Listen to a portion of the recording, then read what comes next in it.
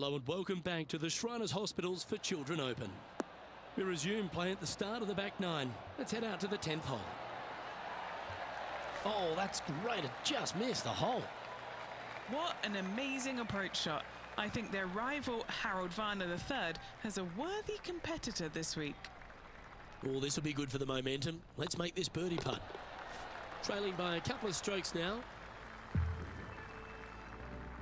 Placement off the tee is required at the TPC Summerlin 11th hole, par 4, measuring 448 yards. The big bunker down the right side is to be avoided at all costs. And there's also a little tree there which might affect any line of sight approach to this green.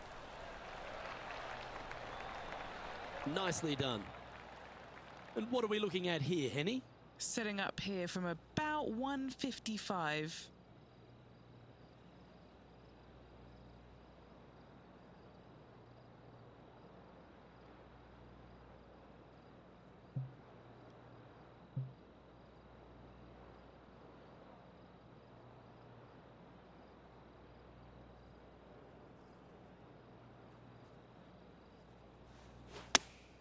Going with the 8-iron here.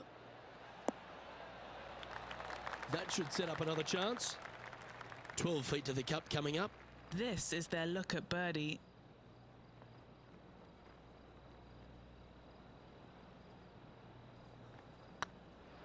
Well, that's a nice line. Mark it down. That's birdie number 5. And with that, he'll move to 5 under par. And now let's head over to Harold Varner III. Coming off a bogey on the last hole. It's time to check on the leaderboard. Our leader is a couple of shots up at this stage. The 12th here at Summerlin is another short par 4. 442 yards off the tips, but plays slightly downhill and leaves just a short iron approach. The only real danger here is the big body of water that starts around 150 yards short and goes right up past the green.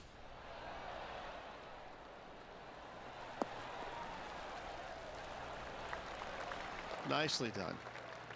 From about 100 yards. Just 2 shots behind.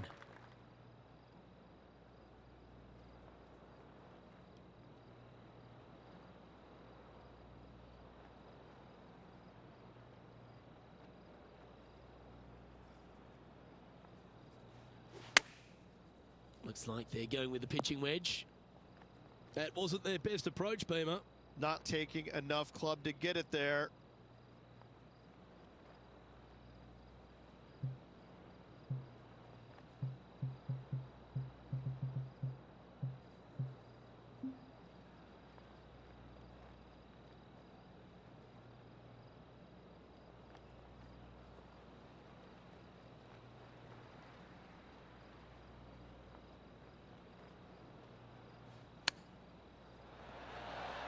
Wow, that almost went in the hole.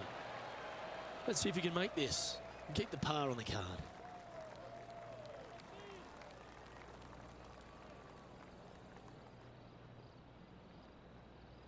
Right over the spot they were looking at. And there it is. And after that performance, they'll stay right where they are in the standings.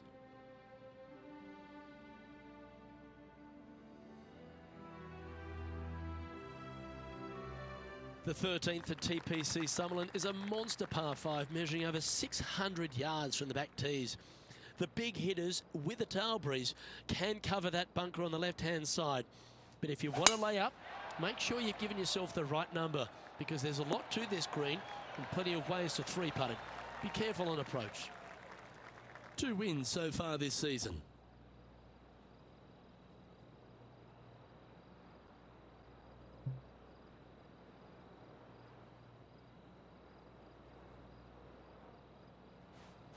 Interesting choice of the driver here.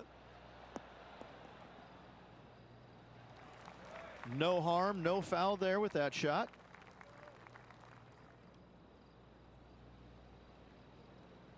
Sitting at 5 under for the day. Currently 2nd place.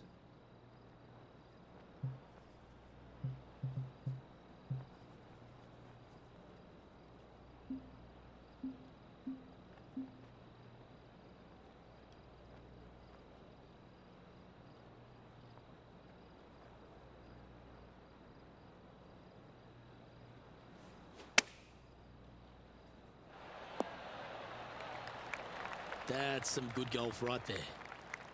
What's in front of them, Henny? Setting up this putt 16 feet from the cup.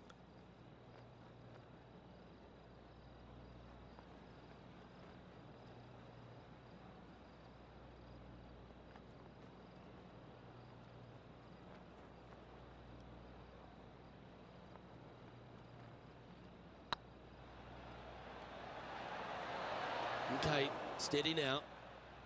Just a tiny putt is all that remains. And now heading over to Harold Varner III. Now, who'd have thought we'd see this? He is behind his rival. Can he do the catching up that's Oh my, how about that for a par? And now this is why you can never get comfortable, even if you're leading a PGA Tour pro. This is what they do. They mean business. Our current leader is enjoying a two-stroke lead. The 14th at TPC Summerlin is a straightaway par 3 playing 168 yards. The green slopes right to left, so make sure you've got the right length of club so you're not left with a long putt.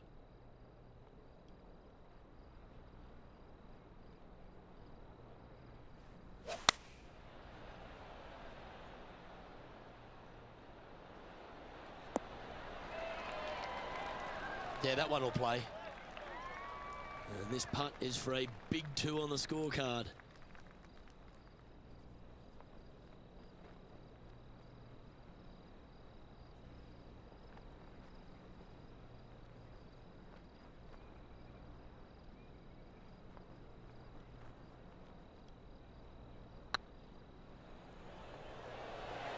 Oh, just missed. An opportunity to make their par. Currently 5 under for the round. The 15th at TPC Sutherland is a great short par 4. In fact, a lot will try and drive it in the tournament. If you want to lay it back, you've got around about 115 yards uphill to a green where you can't see those back hole locations. However, a good aggressive play here must avoid the pot bunkers around the greens or the big waste area to the left. A chance to make a birdie here or even an eagle.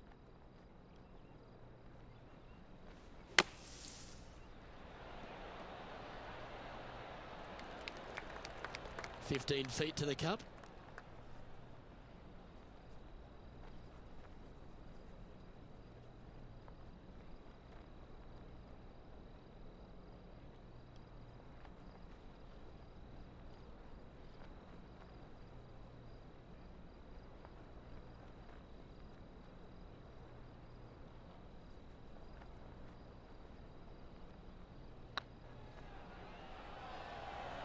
Rolling end over end.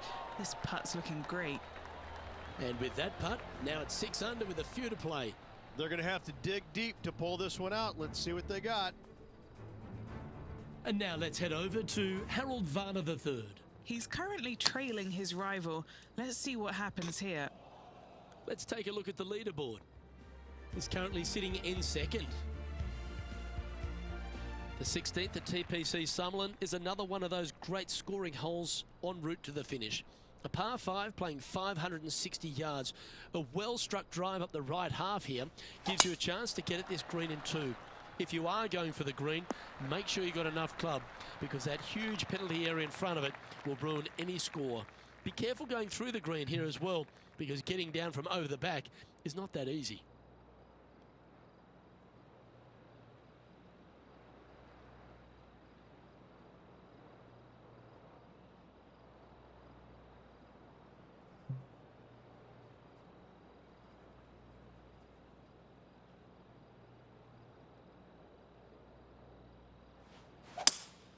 Looks like they've got the 5-wood.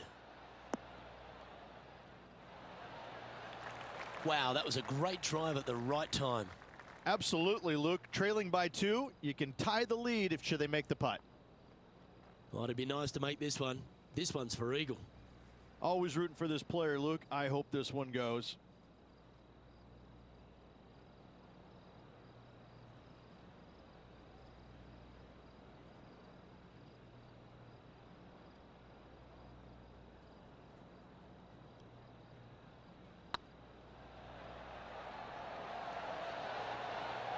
Ooh, right by the hole. And this putt to move into a tie for first. And could use it with only 2 holes remaining. And now heading over to Harold Varner III. Now, who'd have thought we'd see this? He is behind his rival. Can he do the catching up that's necessary? He's currently in a share of top spot. The 17th at TPC Summerlin is a downhill par 3 playing 196 yards. Jonathan Bird once famously holed out in the playoff here to snatch the title. The green shapes right to left towards the hazard, so make sure if you're going to go for it, be very accurate.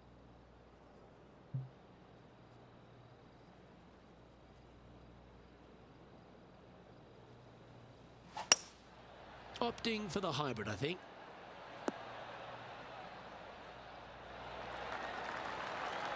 Yeah, not a bad shot, that one. Trying to get to 8 under par with this putt.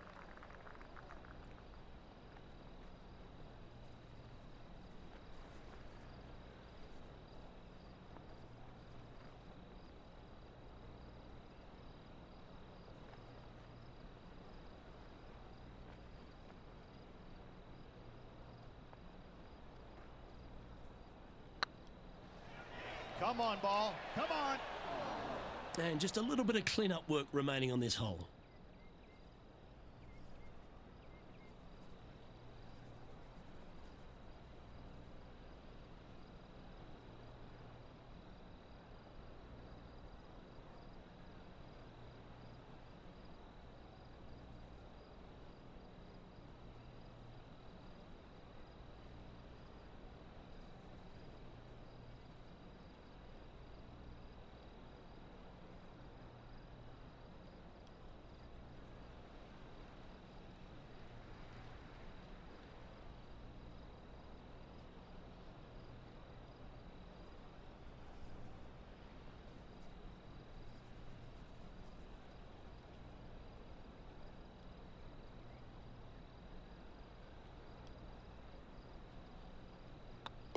Currently at 7 under for the day.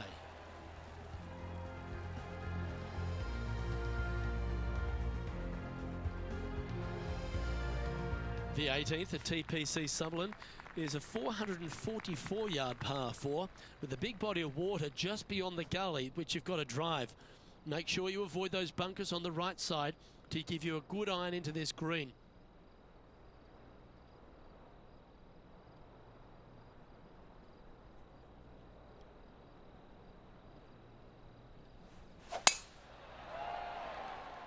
That's a nice looking tee shot, that one. Rich, take me through the final approach here at TPC Summerlin. This green is very long and yet very narrow. It is tough to get the judgment with your second shot spot on pin high wise. However, there's still chances to make a birdie should you need one to win the tournament. This is always a good moment. A putt to win the tournament.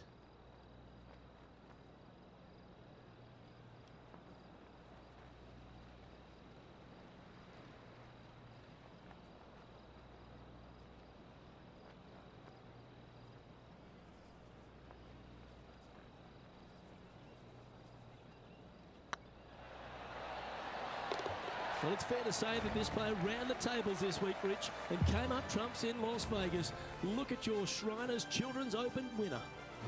And nobody on the PGA Tour will be shining quite as brightly as this player the rest of the evening here in Las Vegas.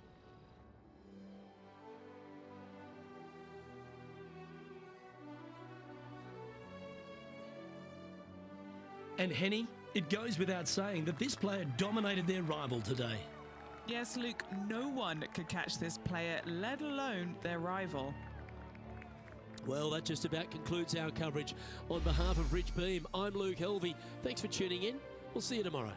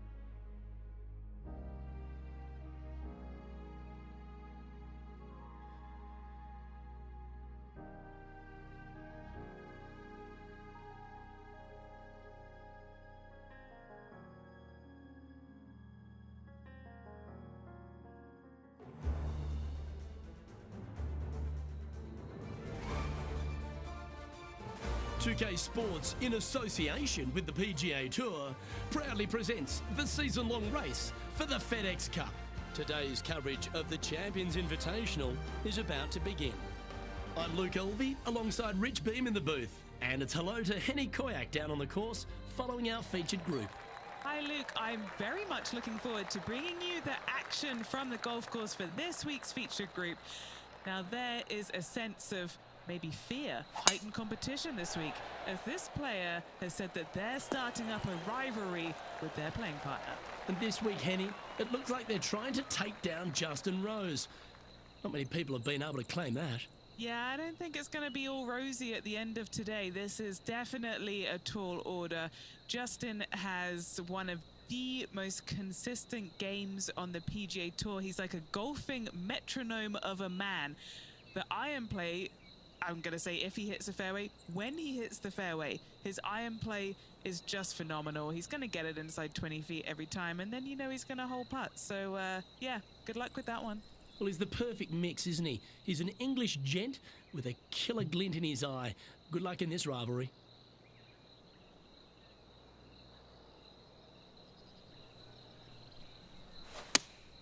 Looks to have chosen the 7-iron. 4 right. Seemed to lose the handle on that shot. Oh, as we can see there, the wind definitely affecting that shot. Well, this is some lovely momentum to take into the tournament, coming off a last start win, Rich. Can't think of any better momentum. Obviously, the player is firing on all cylinders. Sit back, watch, and enjoy it.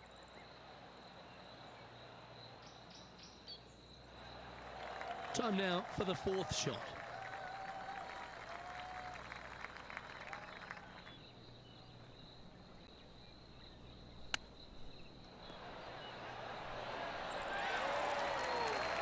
Lovely touch. Well played. Yes, very smooth tempo there on that chip. This next putt is for bogey. Facing early adversity there after opening up with a bogey. And his stumble on the opening hole never sets the tone very well. It'll be interesting to see how they react. And now let's catch up with John McCarthy for an on-course report. What can we expect from Echo Park Golf Club this week, John? Well, Luke, one thing I can say about this after walking the course this morning, it's a long one. So distance off the tee, especially important here at Echo Park. Course starts off along the big lake. There are a few holes that hug the edge of this lake, not unlike a Bay Hill, but here you get hit with it right off the start. And when you get away from the water, you get hit with the sand on the 6th. There's a thin corridor of fairway that leads to the green that weaves its way through. I think there's 5-6 bunkers leading up to and surrounding the 6th green. And from there on out, the players are going to be on the watch for the sand because it's sneaky and it's hard to avoid in certain situations. It's going to be an exciting time here, I think, this week at Echo Park. Well struck. And now over to Justin Rose. He's currently ahead in this rivalry. Let's see what happens. And back to the course with the live action. Good chance this one, right on 6 feet.